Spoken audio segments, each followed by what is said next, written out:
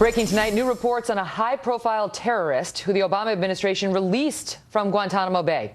Now back on the battlefield and targeting the United States. Ibrahim al-Kozi was an Osama bin Laden loyalist deemed a high risk to return to terror. Nonetheless, we let him out back in 2012. This week, we saw the release of new propaganda coming from this guy in the form of a video out of al-Qaeda in the Arabian Peninsula. Featured a man believed to be al-Kozi calling on Muslims living in the West to kill their neighbors. Look at this picture. Here now, Republican presidential candidate Senator Ted Cruz. No one's shocked. Well, sadly, I mean, look, these terrorists tell us they want to kill us. And the Obama administration ignores what they say. They release him. They've released other terrorists. They've released senior Taliban leaders. And they turn around and they take up arms and they go back to trying to kill us. And you know what? American soldiers may well lose their lives trying to capture her or kill him a second time. Although if he's killed, it won't be a second time. But people feel, you see this guy returning to terror. Yeah. Then we have the report about the State Department saying, you know, they came out today and said, you know, our procedures are good. They're all good. The visa thing, not to worry. Well, you let in a terrorist who killed 14 people, so they're really not all good. And people are feeling very disconcerted about whether our government is doing the right things to protect us. Well, and it's abundantly clear it isn't. Anyone who watched President Obama's speech after the San Bernardino attack was horrified. This is a president who's in denial, whose head is stuck in the sand. He still refuses to say the words radical Islamic terrorism. He stands up and argues. It's going to get the mainstream Muslims mad at it. He thinks, but he really does believe we can't alienate the good Muslims who want to work with us against terror by demonizing the religion. It's worse than that. He believes the bad guys are the American people. It's why he stands up and says, we need to take away the Second Amendment rights of law-abiding citizens. That's exactly backwards. And this has been the consistent problem in the Obama administration, is they can't distinguish from good guys and bad guys. Not being willing to say radical Islamic terrorism contributes to their inability to fight terrorism. So, for example, in Fort Hood, Nidal Hasan, they called it workplace violence. Just today, the White House referred to San Bernardino as gun violence. They were asked, is the president going to go out and visit those families? They said, we don't know. Maybe, maybe not. But it's unfortunate. Sometimes he does that in instances of gun violence. Well, what you see is the president over and over again acts as an apologist for radical Islamic terrorists. And let me be clear, the word apologist is a strong word. But I think you and I were both at the National Prayer Breakfast where President Obama spoke.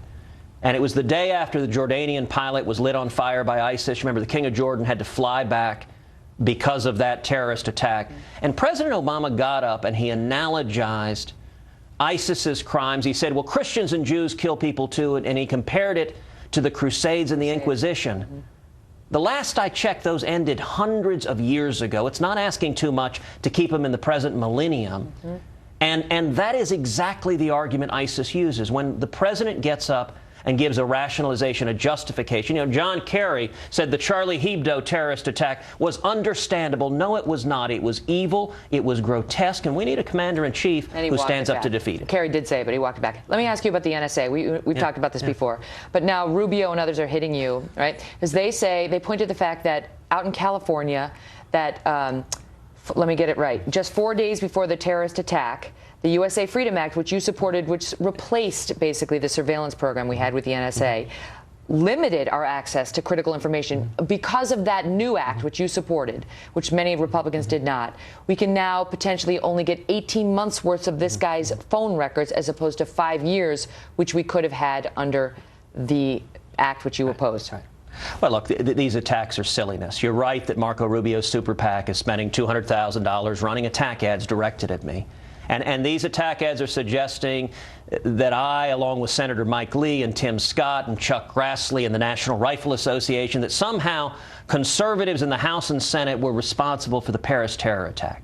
And it's just silly. And I got to tell you, Megan, you know, Mark Levin a couple of days ago wrote a great column in Conservative Review where he said that Rubio is lying and that he's following a Alinskyite attacks just like Barack Obama. I asked Rubio about that just yesterday. But what about that, the 18 months versus the 5 years? And did we compromise our security by getting rid of that NSA surveillance program? We didn't in any way, shape, or form. What the USA Freedom Act did was two things. Number one, it ended the federal government's bulk collection of metadata of law-abiding citizens, of your and my phone records. But number two, critically, it expanded our ability to target terrorist phones. And that's what Senator Rubio and his super PAC are lying about. It dramatically expanded the scope. It used to be, it was a relatively small slice of phone records that could be searched. Now you can search virtually every phone record. That makes law enforcement better able to target terrorists, and Rubio knows that.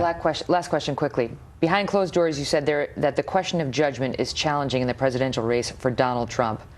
Will you say that publicly, and why not, if not? Listen, what I have said many times is, particularly in the wake of the Paris attack in San Bernardino, that the American people are looking with greater seriousness and gravity at a commander-in-chief. And they are making a judgment of every candidate who has the experience, who has the judgment. Behind closed doors. No, I discussed it in general. This is a New York Times report based on anonymous sources.